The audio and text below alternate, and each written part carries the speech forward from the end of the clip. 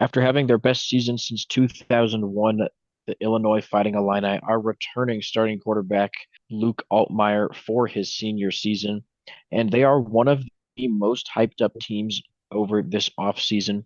A lot of people think that maybe Illinois has the potential to be the next Indiana. And they play Indiana pretty early on in the season, but let's not skip past that first matchup that they have on the road against Duke. We will skip past Western Illinois. That one should be a very easy win for the Illini. And for that Duke game, the Blue Devils are bringing in Darian Mensah from Tulane after a pretty outstanding season, paying him, I believe, $2 million a year to be a Blue Devil. And Duke has been a very consistent team over the past few years, ever since that Riley Leonard year that really shot Duke football up into the ACC standings. They finished 9-4 last season, very respectable. I think they have a good chance to be right around there once again, especially with Mensah leading this team. Gonna have to replace a couple key players on both sides of the ball. In Illinois, like we were saying, a lot of hype surrounding this team with Luke Altmaier returning. Also have their starting running back returning in Josh McCray. They do have to replace a good amount of their wide receiver room, losing their top two wide receivers to the NFL draft. But this defense is still pretty young, so Illinois is looking like a very solid team. But I do think early on in the season, I think the hype is going to get the better of them, especially on the road against a Duke team that we have seen play consistent football over the last few years. I think Darian Mensah and the Blue Devils get a huge win to open the year in week 2 against the Fighting Illini. Yeah, this is honestly more of a compliment to what Duke has been able to do early on in the season over the past few years. If you remember, like Connor was talking about, that Riley Leonard year, they opened that season by beating Clemson, shocked everybody. Duke has had a really good football team over the past few years, and with the home field advantage, I think that it just makes perfect sense for them to upset an Illinois team that has so much hype surrounding them. The next game is back at home for Illinois. They should right the ship pretty quickly with a win over Western Michigan and then back on the road to face Indiana. This is going to be quite the matchup. Indiana obviously surprised everyone by making the college football playoffs last year. And now people are saying that maybe Illinois can be the next Indiana. Well, I guess we'll find out because these two teams are playing each other right now in week 4. This should be a really good game. Obviously, we've already talked about Luke Altmaier returning for Illinois. Indiana is bringing in Fernando Mendoza out of Cal, who is one of the top projected draft picks in the NFL draft for 2026. He should lead a really solid offense for Indiana. Again, Kurt Signetti did a great job last year as the head coach. I think Indiana is going to be right back in it. This is going to be a really good team. However, the senior experience of Luke Altmaier and the fact that he has been with the program longer than Mendoza has been with Indiana, we are going to go with Illinois to get a huge road win over Indiana in week 4. And once again, this isn't a knock on Indiana. This is definitely a bounce back game for Illinois. Both teams are going to be very solid next year and are going to be in that second tier in the Big Ten. I don't think they're quite ready to compete with Ohio State, Penn State, and Oregon, and they're not on the same level as a team like Michigan or Washington. But they are definitely one of the more competitive teams in the Big Ten, and I think it's going to be a dogfight to the end. I just think with some of the key pieces that Indiana is losing and Illinois returning their starting backfield, that's going to be the key for an Illinois win here. But I could easily see Fernando Mendoza coming into this Indiana program and leading them to a fast start. We'll just have to see what happens. Then they welcome USC to Memorial Stadium. Another pretty interesting game. So Jordan Mailata is going to be the quarterback for the Trojans next year after Miller Moss transferred to Louisville. USC also losing a couple key guys, including Zachariah Branch, to the transfer portal. I believe he is now at Georgia. And that was a very bright spot on this offense that they were hoping to use for the future. And they have a wealth of other talent at the wide receiver position, so it's not going to be too much of a downgrade, but definitely something to look out for.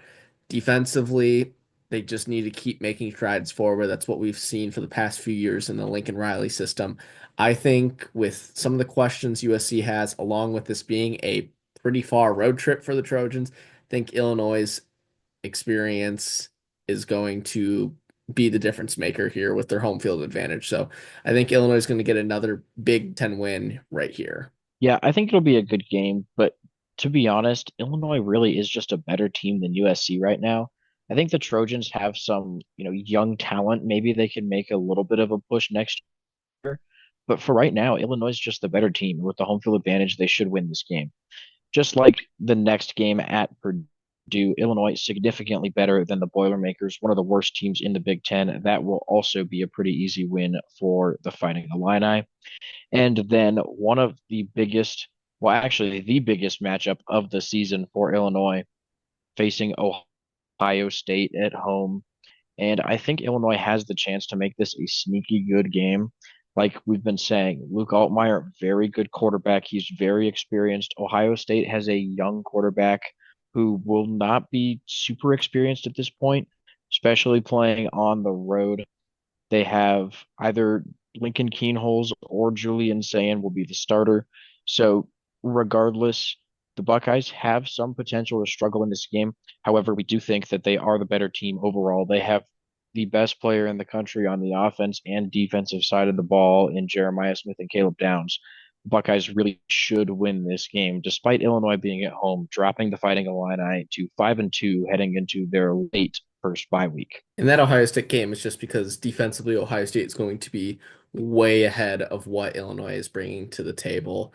Sonny Styles returning, Davison and Benosin returning, Caleb Downs, like you mentioned, and they got Bo Atkinson out of the transfer portal from North Carolina. A big addition to this defensive line. Ohio State is just going to be the more talented team here. And offensively, like you said, Jeremiah Smith is the X factor. And after that bye week, they have a really tough road trip, having to go to Husky Stadium to face Washington. Washington, after coming off of a national championship appearance, was a little shaky last year. They went undefeated at home, but lost every single road game.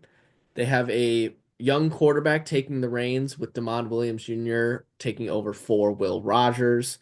And I think this Washington team is going to be sneaky good next year. I think with the youth they have in the program, they're going to be able to be a more explosive team that is going to be able to once again compete and maybe make a run in the Big Ten. And like I said, they were undefeated at Husky Stadium last year, and I believe they're on a nearly 20 game win streak at home. I don't remember the exact number, but it's one of the longest home winning streaks in college football right now. And I think that streak's going to continue. They're going to get a huge win over Illinois, dropping Illinois to 5-3 with back-to-back losses. Even though Illinois has the bye week to prepare for this one, Washington has a tough stadium environment. Like Connor was just saying, a long home win streak. They have a very talented team. One of our dark horses in the Big Ten. This is most likely going to be a loss for Illinois, one of their toughest games following the Ohio State game. So very unfortunate with how the schedule played out there. However, the close to the season is pretty easy for Illinois. You got Rutgers after that Washington game. This one should be a piece of cake. Greg Schiano's done pretty well with a Rutgers program that was absolutely terrible when he got there, but still, they're not nearly as talented as Illinois. I think that the Fighting Illini really should pull this one out at home pretty easily heading into their second bye week. After that second bye week, though, they have another pretty easy game hosting Maryland. Terrapins are just awful. They've been rebuilding over the last few years, and they do not seem to be getting any better. This is just cut and dry. Illinois is the better team offensively and defensively. There's going to be little to no chance that the Fighting Illini drop this game. And then next up, they're going to face a interesting Wisconsin team, to say the least. Wisconsin has a decent amount of talent this year, but they have a horrible, horrible schedule.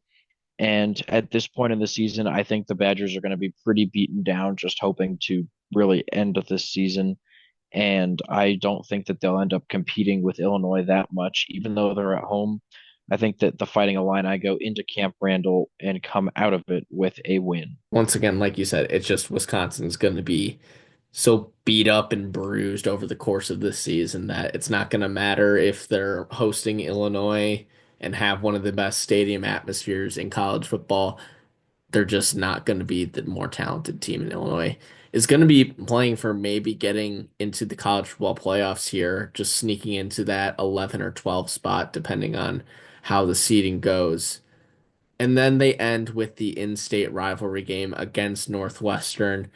In years past, this was a little bit more interesting because both teams were pretty bad. Like Jonah was saying, last season was Illinois' best season since 2001. Northwestern has not had a very good season since probably the mid 2010s. And making the Big Ten Conference Championship in 2020 in the COVID year, although I don't really know if that counts.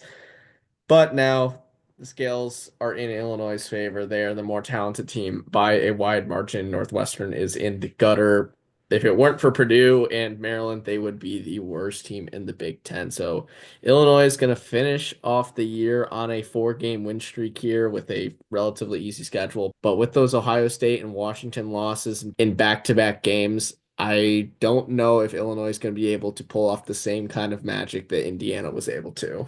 Yeah, at a 9-3 record and with losing three of their four toughest games, pushing for the playoffs is probably not going to happen. I don't think they have a great argument. There's a chance they can do a little bit better than our prediction, though. Our way too early projected win total for Illinois was 8.75 wins and 9-3 overall. We stuck with the 9-3. The projection has taken a slight dip to 8.65 wins, 6.05 and 2.95 in the Big Ten. Their floor, in our opinion, is going to be 7-5, and that's if a lot of things go wrong for Illinois. The schedule really pretty easy, so I think that 9-3 is the most likely scenario. They could do as well as 10-2 though. Not really seeing 11-1 just because I it's hard to see them beating either Ohio State or Washington with how tough both of those games are going to be.